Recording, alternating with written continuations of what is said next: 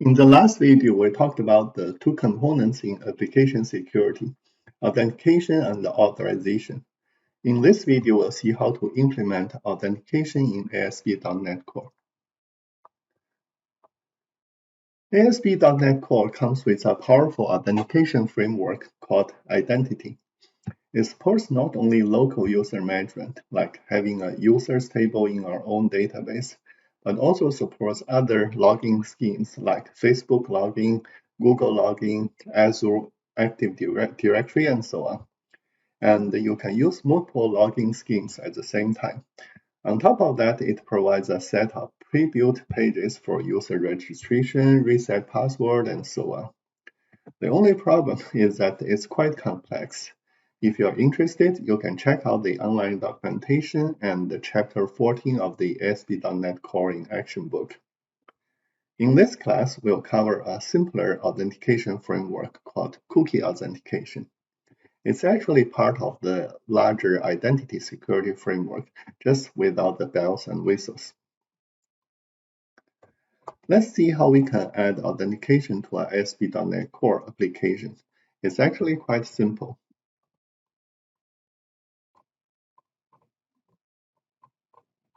The first thing we'll need to do is to add the authentication middleware.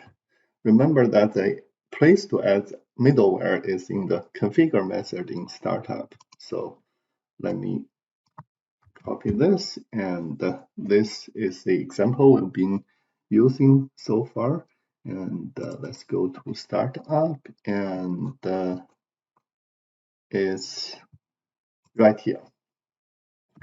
So also remember that the order of middleware in the middleware pipeline is important. Authentication should be after routing and before authorization. So we'll need to put it here, and let's uncomment authorization. So later we'll see if something happened after we added authentication. And then we add the authentication service. Let me copy this. And remember, services are added in the configure services method in startup. And unlike the middlewares, the order of the services is not important. We can put it anywhere, and let's put it here.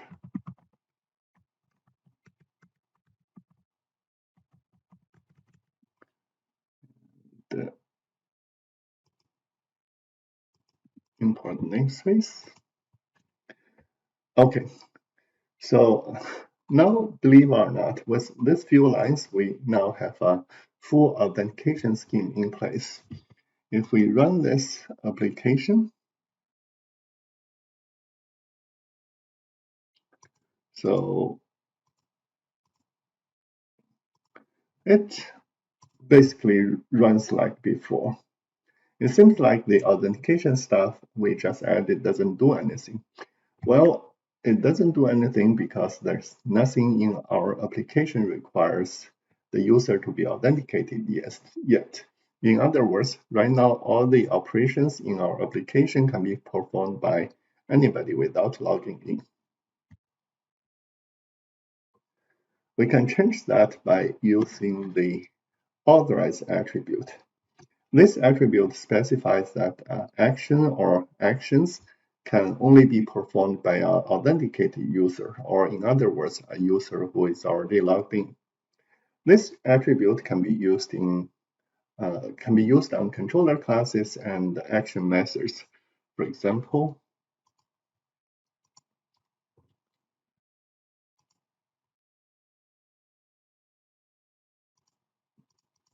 example, we could put the authorized attribute here. And this means that all the actions in the employee's controller require authenticated user. Or we can put it on one of the action methods. For example, let's put it on details. And This means that only the details operation requires an authenticated user. So let's try this again. So we can still access the home page, privacy page, employee listing page. However, if I click on an employee, we get this one. Now, clearly, part of the authentication scheme is in place, but there are still some pieces missing. Otherwise, we wouldn't see a 404 page. Before we know how to add the missing pieces, we need to understand a few things. Starting with why when we try to access this URL, it turns into this one. Notice that, for example, the URL we try to access is this employees/details1. If we try to go there, it turns into this account/login, return URL, something. And by the way, this URL is actually just this one, login with a parameter called return URL with a value /employee/details/1, which is the original URL we try to access. This one is simply this one, but the special character / is escaped in the URL and turned into $2F. This diagram shows what happens when we try to access a protected resource like the employee's detail page. Before the request reaches the resource, it has to go through two checks. The authentication middleware will first check if the user is authenticated, or in other words, if the user has logged in. And then the authorization middleware will check if the user has the privilege to access the resource. If both checks are successful, the user gets the resource. If the user is authenticated but is not allowed to access this resource, we get access denied. If the user is not authenticated, the user is redirected to a login page. And depending on whether login is successful or not, the user will be redirected back to the original page or back to the login page to try again. Most of these steps are pretty straightforward. There are just a few things I want to clarify. First, notice that authorization happens after authentication. So if a user is not authenticated, the user won't get access denied directly. Instead, the user will be asked to log in first. And second, the first redirect is why when we try to access this URL, we get this URL instead.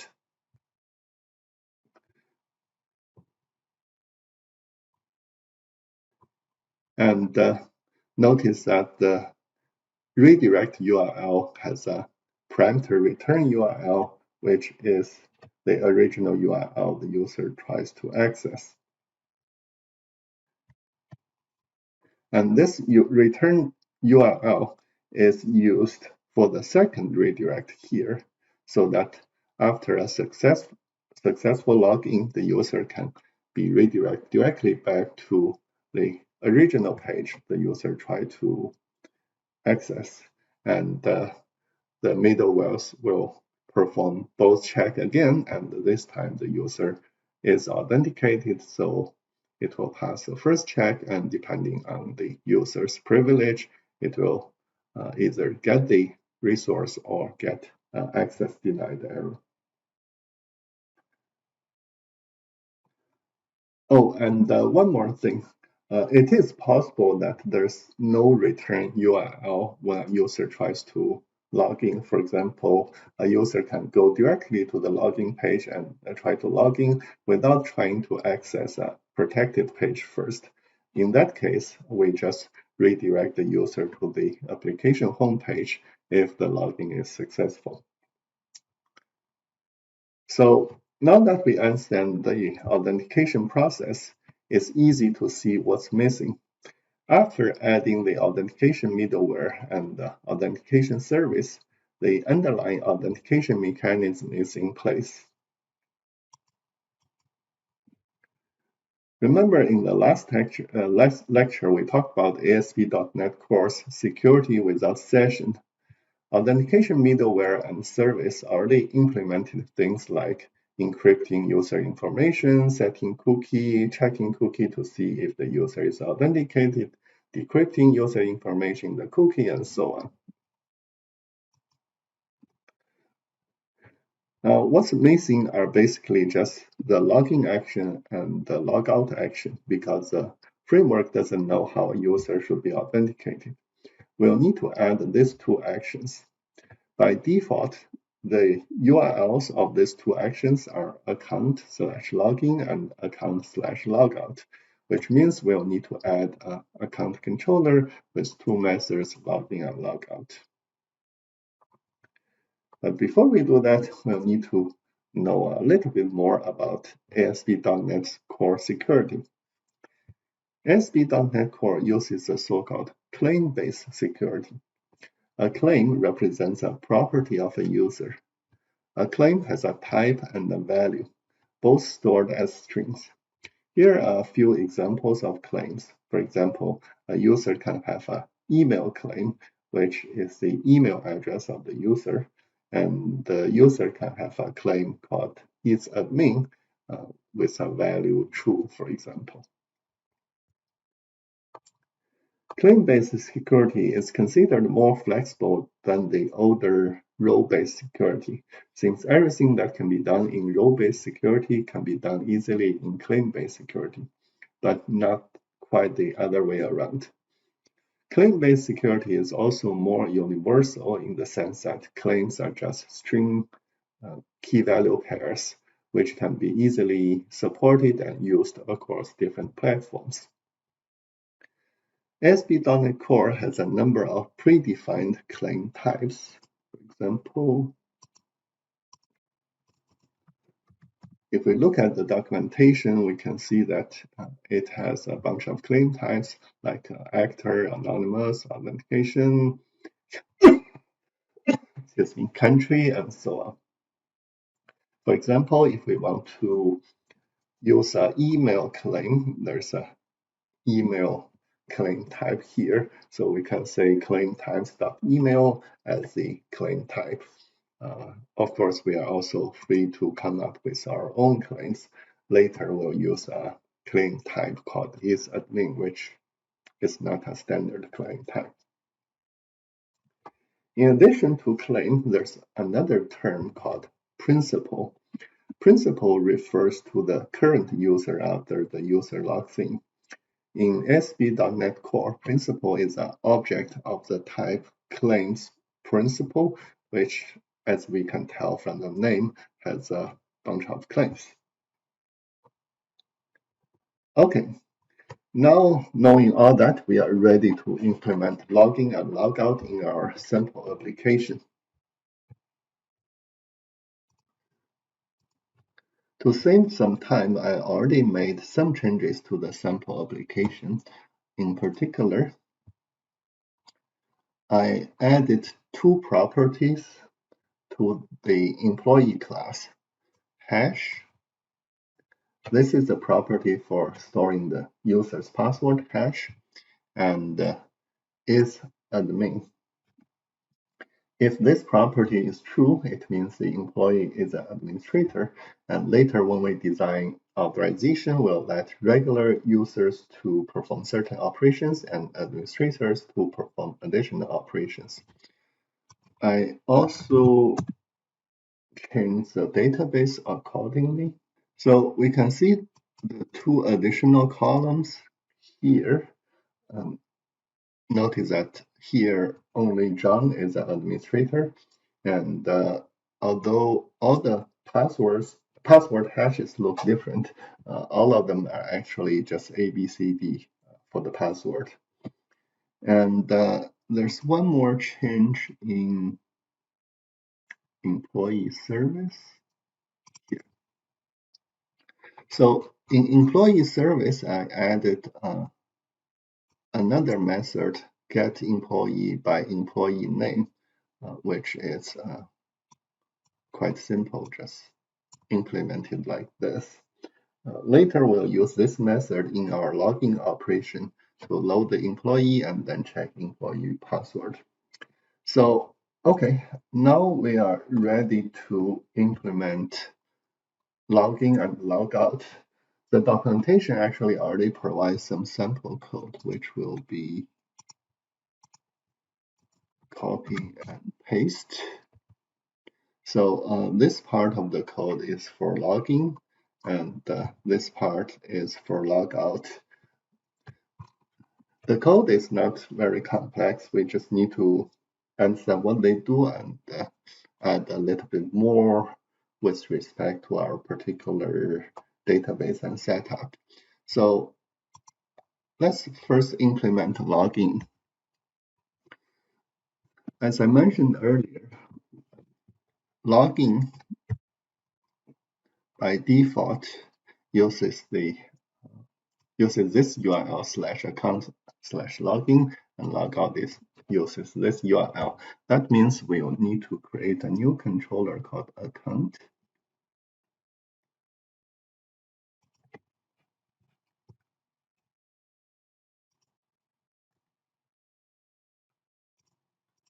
This will be called account controller. And inside we'll implement two methods, login and logout.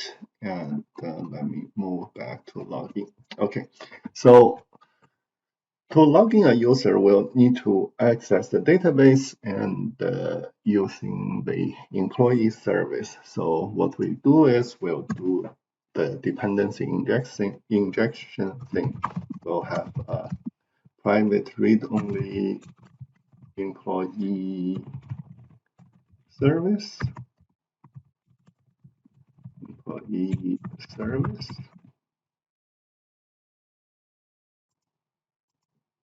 and we'll have a constructor, and the framework will inject an employee service to this constructor. Then later we can use it. The first action we need to implement is login, and the login is a form processing action, meaning that it has two actions. One is displaying the form and one is processing the form submission. So to display the form, we use the usual get method, and this one will simply return a view.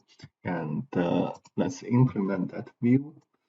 Again, knowing what we know about the ASP.NET MVC, that means we need a account folder here. Folder name matches the controller name.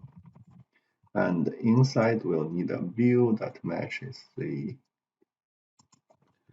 method name. So it's going to be called login. And let's recycle some code from employee add. Let me grab this.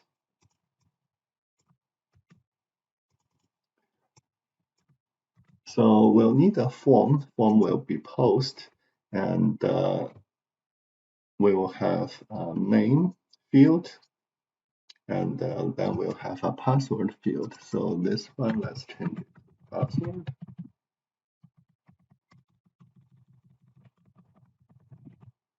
And the type should be password.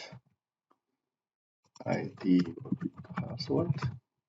And let's make both required, just in case I create submission without putting anything, and this one we'll call it login. Okay, so this should give us the login form. Name, name should be password. Let's use lowercase. So name, password. Okay, great.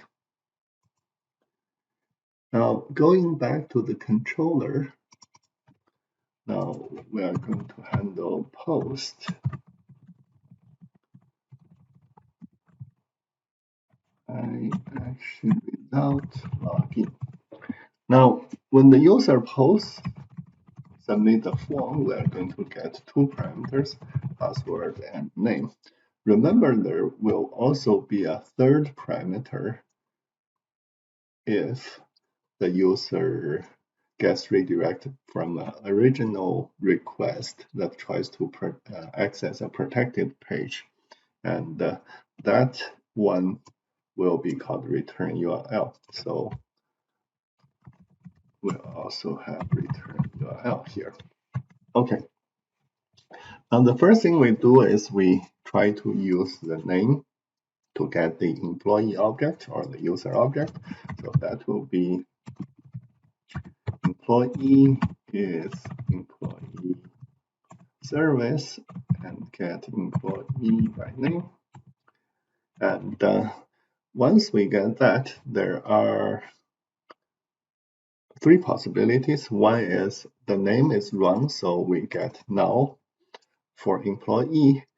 And the two is the name is correct, but the employee password is wrong. So in both of those cases, login would fail, and we should redirect the user back to the login page again. And in the third case, of course, login is successful, we do the rest.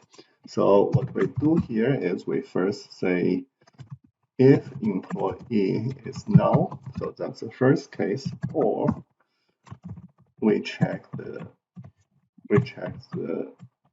password hash. We use verify, and the first parameter is password, and the second parameter is the hash, which is the employee object. Now, if either case is true, that means login failed. We should do a redirect to action and redirect the user back to the login action. And we do want to keep the return URL after redirect.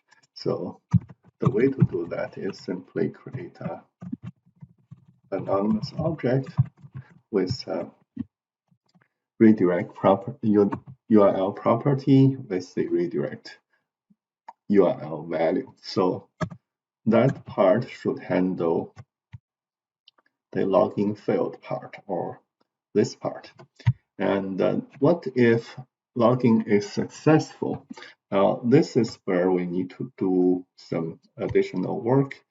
And if we look at the sample code, what happens is that we need to create a number of claims based on our employee object, and then we create a claims identity, we do some additional stuff, and then we say HTTP context sign in. Okay, so let me grab this one first. So we need to create a number of claims, and let's import claim. And so the first claim is the username. So let's change this to employee name. And then we don't have a full name for user.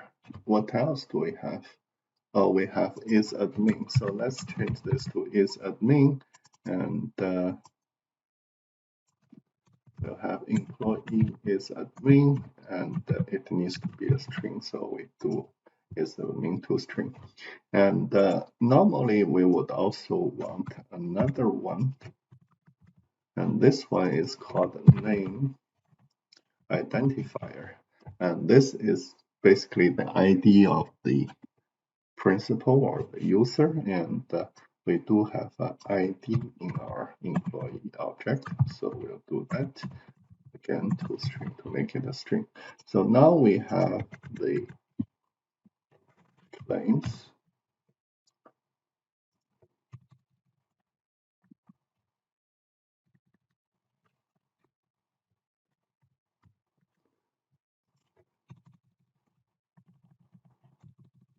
Okay, so after we have the claims, we will make it into a so-called claim identity.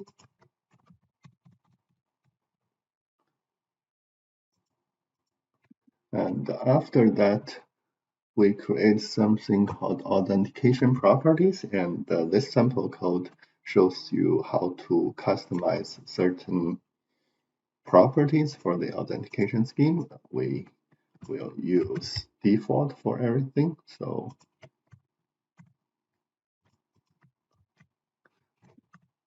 just that. And then the last step is to call asynchronous method called sign in async.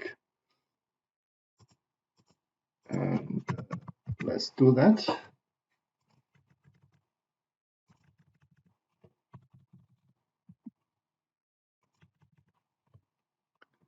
Now, because this is a asynchronous method, we have to make our whole method asynchronous as well. It's easy to do. There's just a quick action here. So it will change the return value to a task with an action result and change the name to login async. So these two changes won't affect how routing works. So just let it be. Now, after this, the user has already logged in, and then we need to decide whether to redirect user back to the original URL if there's a return URL parameter, or redirect to the application homepage. So here we'll do something like this. We'll say if is now an empty, return URL. So this is a string method that which checks if a string is null or empty. If that's the case, we'll return redirect to action. We'll redirect to the home page, and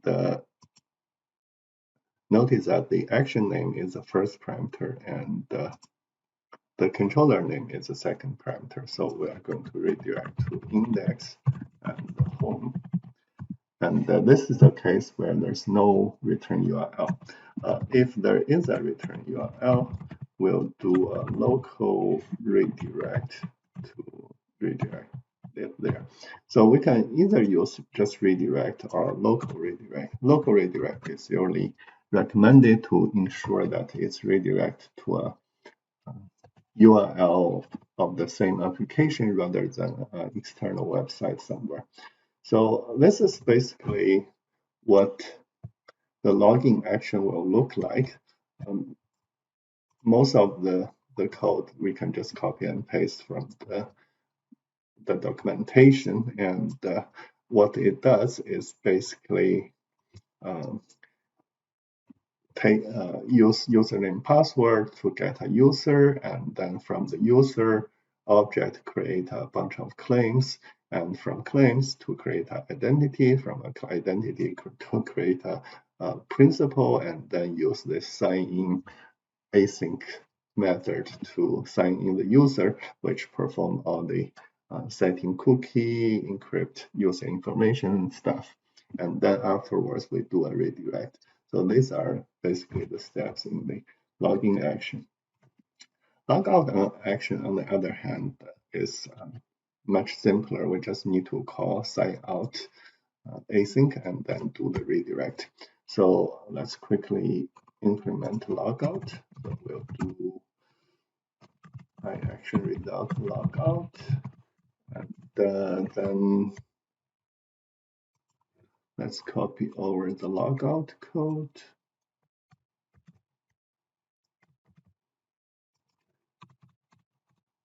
Again, Visual Studio will ask us to make the method async, and then we'll do redirect to home page. So this should do the trick. Oh, forgot to return. Okay, so let's try again. Notice that again, we have the authorized attribute on details, nothing else.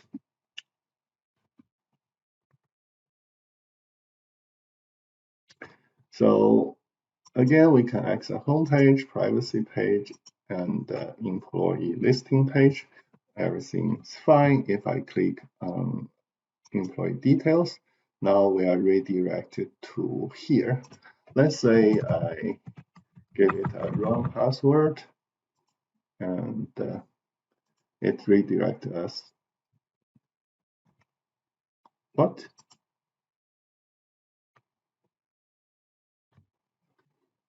I thought I entered a wrong password. Let me try again. Log out. No, not log out. Account log out. Okay, so John, what happened? It seems like regardless of what password I enter, it always gets to that page.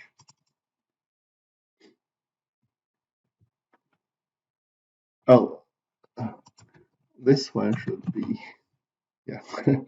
So if this is false, then this one will be true. That means we redirect. Okay, so I forgot the negation. That means anytime I enter the wrong password, it will work, but not when I enter the right password. So let me log out first. And so John ABCD. Oh, John ABCD is the correct password. Now I'm losing my mind. Let's try the wrong password. John ABCD. Okay, great. So if I enter the wrong password, it redirects back to this page. And if I enter the right password, it shows John's details page. Okay, great.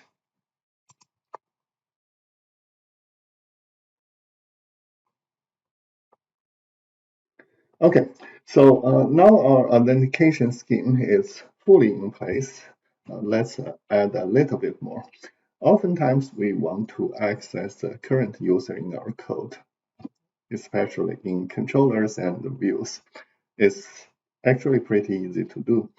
The controller base class has a property called user, which represents the current user.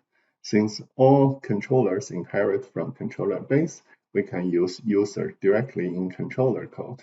Similarly, there's a user property in reserve page base class. And since all reserve views inherit from this class, we can use user in views as well.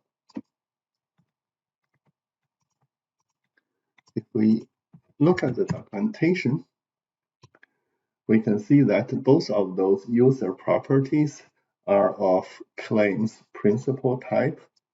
And you can check out the properties and methods of the claims principal class. In particular, it has a property called claims, which is a collection of claims, and it also has a property called identity, and identity is authenticated is usually used to check if a user is authenticated or not. So let's quickly add some code here to show the claims of the current user, and also um, let's add links to login and logout. Let's do this one first. So let's say I want to show the claims of the current user. So claims of the current user, and we'll first check if current user is authenticated. If the current user is authenticated, we'll do, let's say we'll do a for each, and for each claim, we'll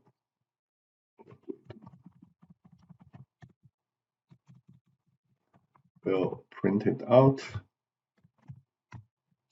We'll print it out, and we'll print out the claim type, and then we'll print out the claim value, something like this. So if we go back to the home page, compilation resource required. Claim dot value, not value dot.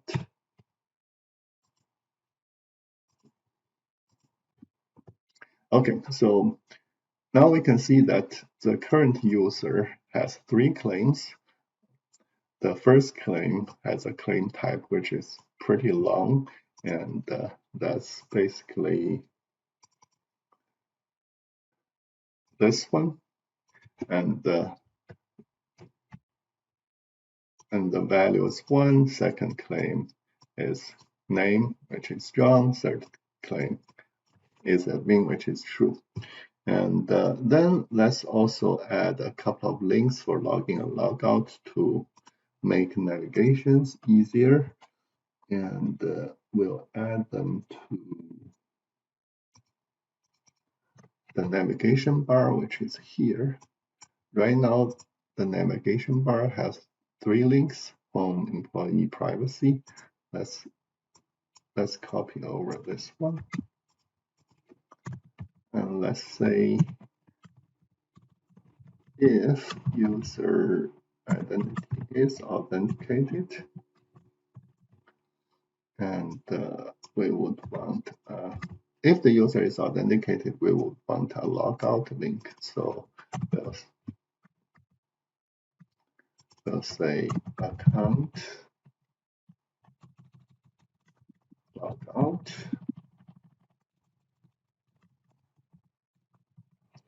and otherwise we want a login link.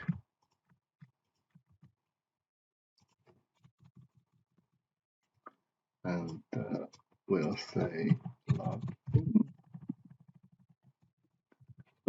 Okay, so let's see if I refresh, and currently the user is logged in. Here it shows logout. If I click logout, there's no more claims, and here it says login, and if I log in, it redirects back to the home page because there's no return URL. All right, so this is pretty much it for this video. For readings, please check out the online documentation for cookie authentication, and also chapter 14.1 of the SD.NET Core book. The rest of chapter 14 is about the identity authentication framework. Feel free to skip those. Thanks, and see you in the next video.